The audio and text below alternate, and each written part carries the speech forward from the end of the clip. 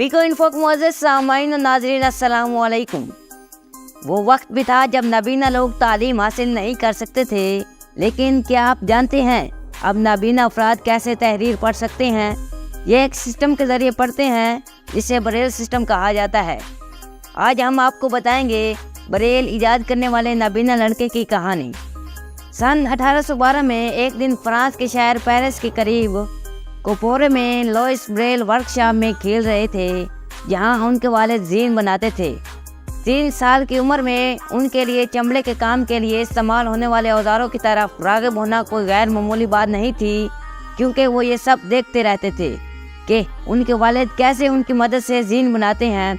बस एक दिन उन्होंने अपनी वालिद की नकल करते हुए वर्कशॉप में से चमड़े में सुराख करने वाला एक इंतहाई तेज़दार औजार उठाया और उससे खेलना शुरू कर दिया। शायद ये पहली बार नहीं था जब वो ऐसा कर रहे थे, इसी वजह से उनके वालिद की तवज्जो उनकी जानिब नहीं थी और शायद ना ही कभी उन्हें ऐसा करने से रोका गया था।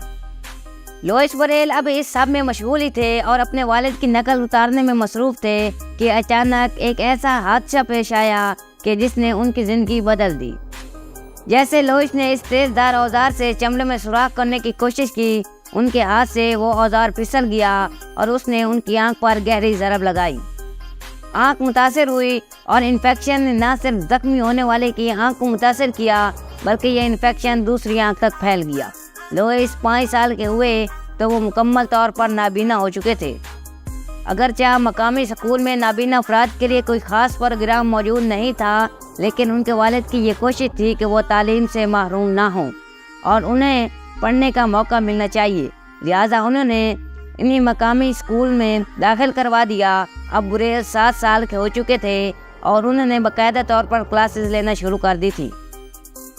अगरचे उनका तालीम हासिल करने का अंदाज मुख्तलिफ था, यानी वो बस सुनकर तालीम हासिल कर रहे थे, लेकिन वो एक होनहार शागिर्द साबित हुए। ताहम जो मुश्किल उनकी राह में हायल रही वो ये थी कि वो पढ़ने या लिखने के काबिल ना हो सके, जिसकी वजह से उन्हें नुकसान उठाना पड़ता था। आखिरकार उनकी ये तमाम मुश्किलात तब ख़त्म हुई कि जब उन्हें फ्रांस के royal institute for blind youth में तालीम हासिल करने के लिए स्कॉलरशिप मिल गई। ब्रेल 10 साल के थे जब वो पेरिस और RIJC में पहुँचे। उस वक्त इस इदारे में भी पढ़ने का जो निज़ाम इस्तेमाल किया जाता था वो बहुत बुनियादी था। इन चंद किताबों को उबरे हुए हरूफ को साथ छुपाया गया था, एक ऐसा निज़ाम जिसे स्कूल के बानी वैलेंटाइन हाई ने ईजाद किया था। इसका मतलब ये था कि तालिब इल्मों को हर हर्फ में आहिस्ता आहिस्ता अपनी उंगलियां चलानी पड़ती थी ताकि अल्फाज की बनावट को वो समझ सकें, मगर एक जुमला बनाने में और लफ्ज़ बनाने की समझ में उनकी खासी मुश्किल होती थी। सन 1821 में फ्रांसीसी फ़ौज के एक कैप्टन चार्ल्स हायर ने इंस्टीट्यूट में एक छूने वाले रीडिंग सिस्टम को शेयर करने के लिए आए, ताकि फ़ौजी अंधेरे में मैदान जंग में फ्लैश लाइट्स ऑन करके दुश्मन को खबरदार किए बगैर पैगामात पढ़ सकें। उनके जहन में एक ख्याल आया कि उनकी नाइट राइटिंग शायद बिनाई से महरूम अफराद के लिए फ़ायदेमंद साबित हो। एम्बोस्ड खतूत इस्तेमाल करने के बजाय उभरे हुए हरूफ वाली तहरीरें, नक्तों और धब्बों का इस्तेमाल किया गया था। तालिब इल्मों ने तजुर्बात किए, लेकिन जल्द ही जोश खरोश खो दिया, क्योंकि इस निज़ाम में ना सिर्फ सरमायाकारी और ना ही निशानात शामिल थे, बल्कि अल्फाज मयारी फ्रांसीसी हिजे के बजाय इस तरह लिखे गए थे जैसे वो बोले गए थे। ताहम लुइस ब्रेल ने इसरार किया, उसने कोड को एक बुनियाद के तौर पर लिया और उसे बेहतर बनाया। 3 साल बाद जब वो 15 साल के थे तो उन्होंने एक नया निज़ाम मुकम्मल कर लिया था। उनकी तहरीर के निज़ाम का पहला शुमारा 1829 में शाये हुआ। इसमें हरूफ के साथ नुक्तों के साथ इशारे भी दिए गए थे।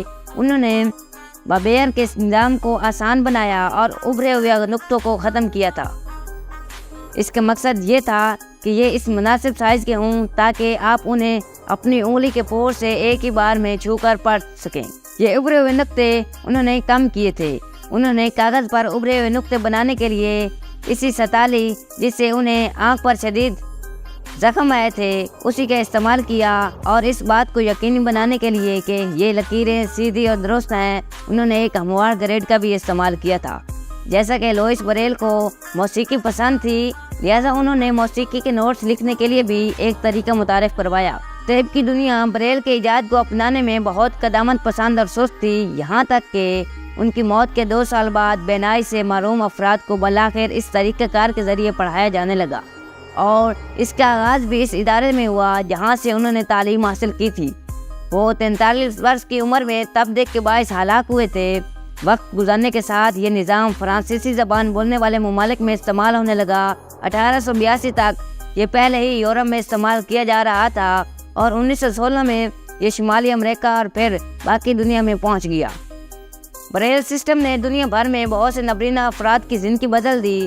اسے دیگر یورپی رسم الخط زبانوں کی طرح بائیں سے دائیں پڑھا جاتا تھا، اور یہ کوئی زبان نہیں ہے، یہ ایک تحریری نظام ہے، جس کا مطلب ہے اسے مختلف زبانوں میں ڈالا جا سکتا ہے۔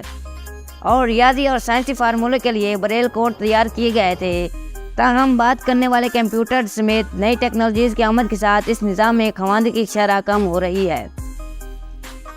بریل کے مر جانے کے بعد سن 1952 میں لوئس بریل کی ایجاد کے لیے انہیں اعزاز دیتے ہوئے ان کی باقیات کو نکالا گیا اور پیرس کے پیتھیون میں منتقل کیا گیا، جو فرانس کے چند مشہور قبرستانوں میں سے ایک ہے، جہاں فرانس کے مشہور دانشور رہنما دفن ہیں۔ ان کے آبائی علاقے کوپرے کے لوگوں نے ان کے ہاتھوں کو اپنے ہاں دفن کرنے پر اصرار کیا، جو آج بھی وہاں کے چرچ کی قبرستانوں میں ایک سادہ کلش میں دفن ہیں۔ ناسا نے بھی انہیں خراج تحسین دینے کے لیے ان کے نام پر ایک نایاب قسم کے شہابیہ کا نام 9969 بریل رکھا ہے، جو ایک عظیم انسان کے لیے ایک ابدی خراج تحسین ہے۔ امید ہے آج کی ویڈیو آپ کو پسند آئی ہوگی۔ ملتے ہیں اگلی انفارمیٹیو ویڈیو میں۔ اللہ حافظ۔